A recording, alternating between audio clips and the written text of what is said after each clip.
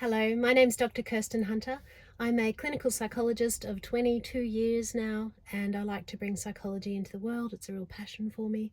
I have a series of Signposts for Living books, and covers 205 areas, I think.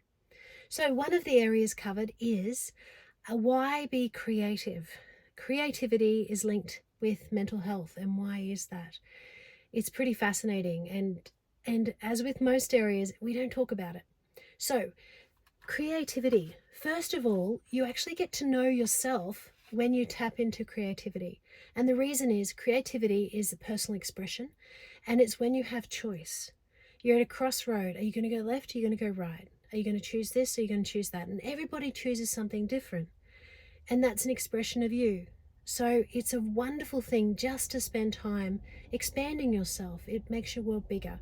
And your ideas of what you want to do with creativity is boundless, whatever that might be. I really love writing. I really love gardening. I really love painting, drawing, all of those sorts of things. But I know people that their idea of creativity might be they work with timber, or they love colouring in. That's great. Whatever rocks your world, whatever you enjoy. I know one person who likes to collect old tools and bring them back to life. That's his creativity. So there is no rule to it. It's whatever you want to reach for, whatever you find pleasure and enjoy. So it extends you. The second thing is your subconscious really taps in here. And that's pretty cool because you're not consciously making choices. A lot of it's very knee-jerk. So that's fascinating. The next area is your imagination. When we're children, we are really connected with our imagination. We live in our imagination. We don't really live in the real world too much.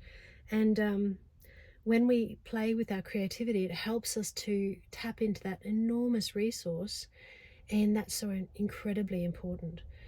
I really noticed when I was studying that I was doing, my undergrad, which was very much about learning material and regurgitating it and learning a lot. And then I got into my postgrad, and it was university studies, and it was really about, here's information, now you have to think critically. What are you going to do with this? What's your creative approach to this? What have you got to say? And I found myself really, really disconnected, and I'd forgotten how to be imaginative with that, to think independently, which was a bit scary. But don't worry, tapped into that, and I've got that all going well. So imagination covers so many areas, I guess. The last area I want to talk about is perfectionism. Now, creativity challenges us because it's not about the product.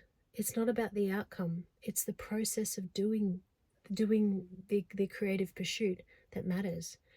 When we're doing creative things, we have an opportunity to go into a state of flow, to go into a calm state, to go into a nice, people call it the Zen state, but basically you get to go into this beautiful state of flow, which is a whole other field.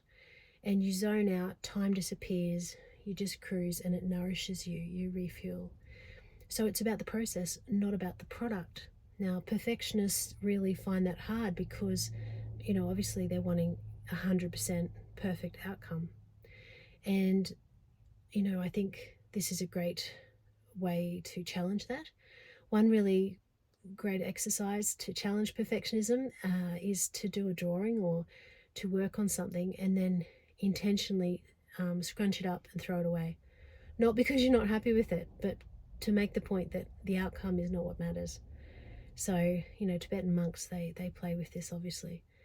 So yeah, how's your creativity? How connected are you to what you enjoy? When you were younger, what were you into up to the present day? Have you tapped into that again? Is this an area of expansion for you? So, great questions. You go find the answers. As I said, we've got these books, Signposts for Living. If you want to catch me online, the website is kirstenhunterauthor.com. Facebook and Instagram, Kirsten Hunter Author.